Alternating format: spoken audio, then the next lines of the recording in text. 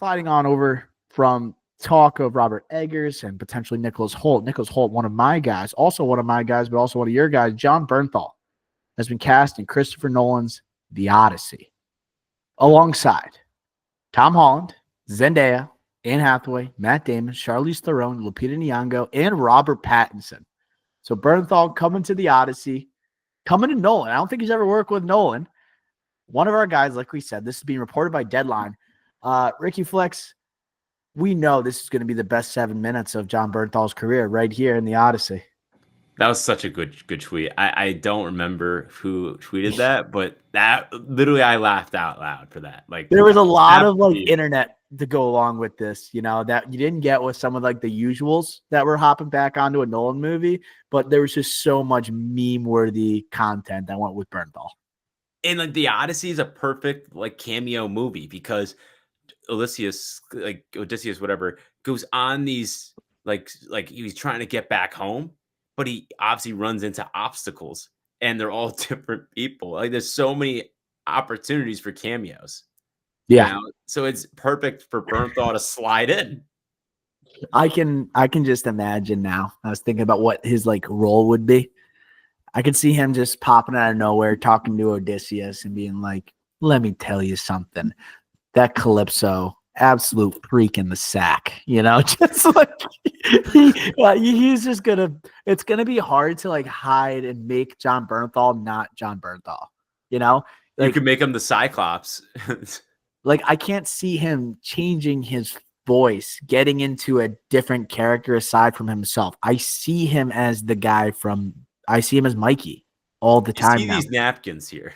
It is crazy how Jon Bernthal, he's done like a lot of great supporting roles. And I think the greatest impact he's had is in The Bear.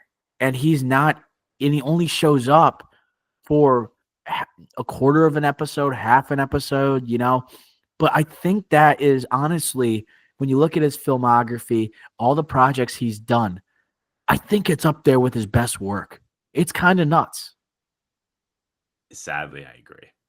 I don't think it's sad. It's just like he is so good. Never gotten the opportunity, really. Like I know. But I think he likes being the guy to swoop in. He likes being that. He embraces that, and he likes being audiences like fan favorite, and he doesn't have to be the lead. And he's going to do the same thing here. It's perfect for a Nolan movie. I just have a hard time imagining him in like an Odyssey type of adventure. Yes, but I could totally picture him as like a warrior or something like yes, that. Yes. Soldier. So I could see it. But like, yeah, dude, if you look at like his IMDb, it is crazy because like he is literally always like barely in something. Like, let's just like go through it. Besides Walking Dead, like in 2010, The Pacific, he's only in 2 episodes. He's the young man in Date Night, which I remember. He is Brad in Wolf of Wall Street, which is just a hilarious cameo. Number one Bernthal performance, arguably. Like he's in Fury, he's like the asshole. Like Sicario, he's the good-looking guy that Emily Blunt sleeps with or tries to sleep with, and then he realizes he's only sleeping with her to like kill her. Like he's always like Frank Castle, Punisher, and then he obviously gets Wind River. Wind River. The Accountant, he's barely in. He's obviously going to be in a lot in the sequel, but he's barely in The Accountant. Baby Driver, he's only in the first heist or second heist. Like it is insane. Widows, another very small role. Nice. Doesn't he die at the beginning? I think he might die.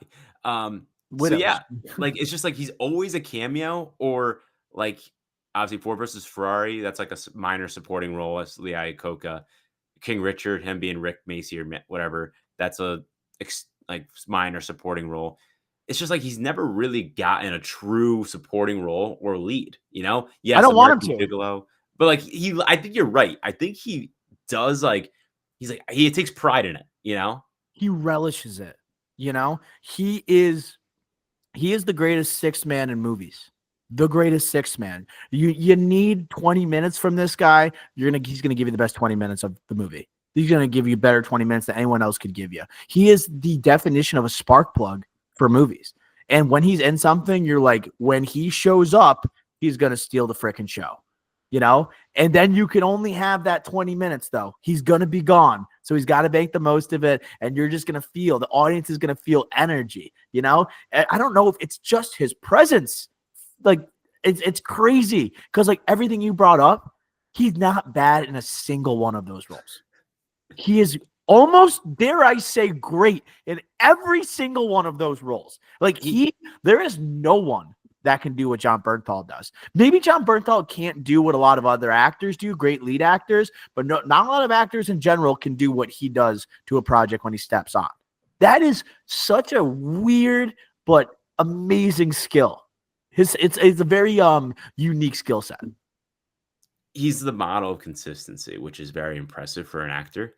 And I think, like, you see his quality, and it's like, this guy's ceiling must be so high.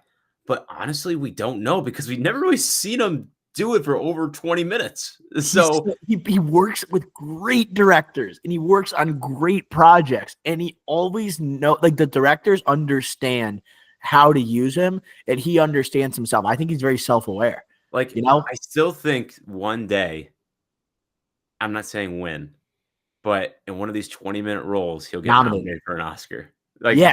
Like how Bradley Cooper had like 5 minutes in Licorice Pizza, and there was like an Oscar campaign for him to try to get nominated, and I think he should have been. I think Jon Bernthal will have one of those one day. He'll have one of those where it's like screen time that's a little bit less than like Mahershala Ali in Moonlight. He'll have a little bit less than that, and it'll be just enough where you're like, he's in enough of the movie, he packs enough of a punch, and he gets an Oscar nomination. Maybe even wins, because there is an art to what he does and the impact he has in such a short amount of time.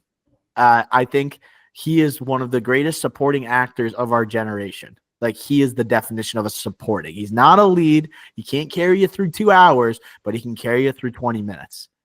We talk about it with the Punisher. With Punisher in the upcoming Daredevil Born Again series. You were saying, how bad do you just want a Punisher episode? We don't want a season of the Punisher. We want an episode inside of Daredevil. No one's asking for an entire season of Punisher, but give him an episode. It's going to be freaking awesome, and he'll give you everything he's got. Totally agree, and I can't wait to see what he does next. I know he's going to be in the Rami Malek amateur movie, probably only for 5 minutes. Because that has a huge ensemble cast as well. But I am waiting for the day where it's either he tries to do like a lead in a movie or major supporting character in a movie, or he has that opportunity where we could do that 20-minute Oscar run. Because he almost has a bit of prestige to him, honestly. It's like he is a guy who is like kind of like brawny, he's rough and tough, but he's not an action star. Like, he'll never be in the Fast and Furious movies, but you could see him in a Martin Scorsese movie, With respect. It is so awesome. And then he'll be like in the best TV show. He'll be in The Bear. He'll be the heart of the show without even having any screen time on the show. It's crazy he is. Very, very special actor. We freaking love him.